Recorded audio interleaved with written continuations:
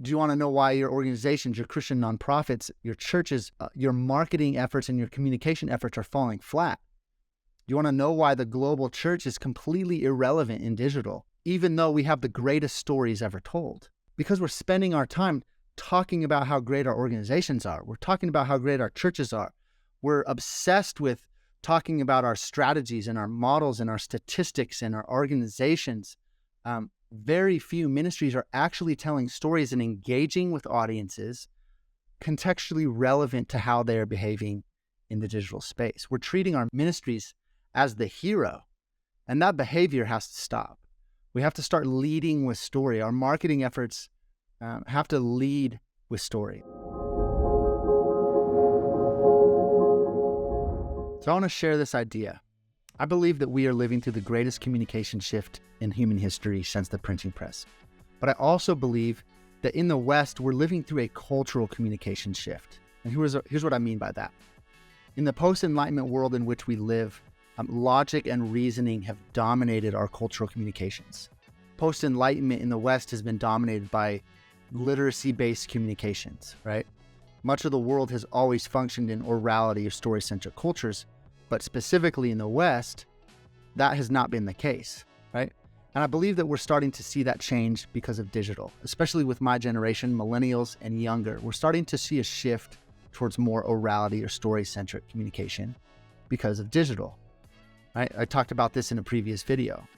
There's this book by a guy named Jonah Sachs called Winning the Story Wars. And in the book, Jonah Sachs argues that for most of human history, we have communicated through orality or oral tradition cultural communications.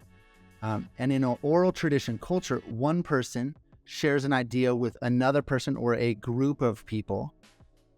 There's this back and forth two-way communication that's taking place, and stories play a crucial role in the communication.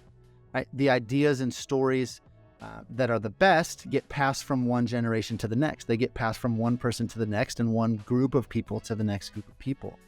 And if an idea isn't good, then it doesn't get passed along. And in the last 100 years, we saw this shift from the globe functioning in oral tradition communication culture to what Jonah Sachs would argue was the broadcast era. Because of radio and television, we moved into the broadcast era, where the biggest brands with the most money, the biggest organizations who could control the airtime with their funds, controlled the narrative. We talked about this again in another video. He who controls the narrative controls the culture. Well, that was what was taking place in that broadcast era. There was no two-way communication taking place. The audience were not able to have a say in that interaction, in that communication. And so what was pushed by the biggest brands was we had no say in that narrative, right? With the advent of the internet and social media, Jonah Sachs argues that we're moving into a pseudo-oral tradition culture again. We're moving out of have been moving out of the broadcast era into this oral tradition world. And so with the creation of the internet and social media, we've moved into this post-broadcast era, the pseudo-oral tradition era. And we, the audience, again, we get to have control over the stories and the ideas that we tell and that we share with one another. And the power is being removed from the companies and the organizations that can afford all the airtime. Again, communications is, again, more two-way. It's more participatory. And so what does that mean for our organizations? What does that mean for our churches and our Christian nonprofits? It means that we need to engage and interact with people online. It's not enough just to broadcast our content for the world to see.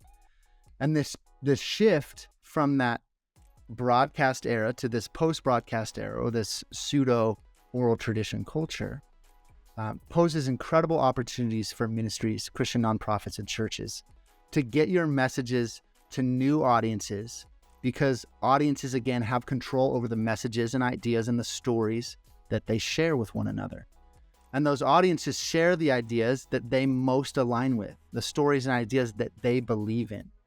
Right? And the problem is that since the dawn of the oral tradition, or this new oral tradition cultural shift, the Christian nonprofit and church space has been using broadcast era communication methods, right?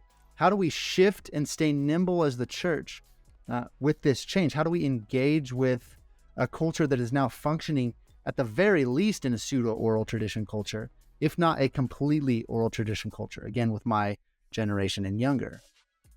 Do you want to know why your organizations, your Christian nonprofits, your churches, your marketing efforts and your communication efforts are falling flat?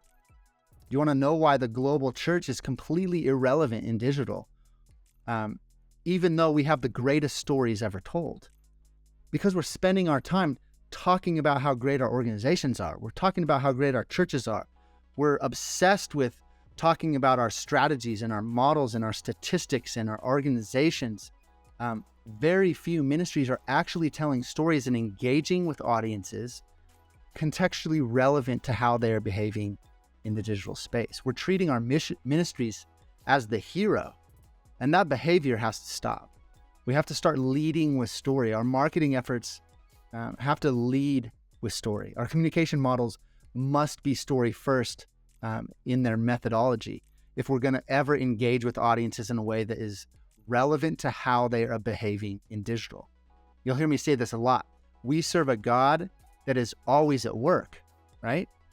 Our role in our communications efforts should simply be to document what he is already doing, what he has done, testify of the transformational work that he is doing, and then we can support that with all of the content we're already producing.